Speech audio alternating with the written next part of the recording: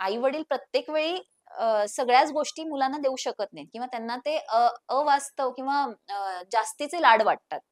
पण अशा गोष्टी आजी आजोबा करत असतात. तर हे कुठेतरी बॅलन्सिंग ऍक्ट होत असतं, की खूप आई वडील जे खूप स्ट्रिक्ट असतात. म्हणजे काही काही गोष्टी नाही, हे नाही करायचं, हे अशा पद्धतीनं नाही करायचं. पण ते आजी आजोबा थोडीशी मुलांना ढील देतात. त्याच्यामुळे त्यांचं नातं त्या प्रकारे बहरतं.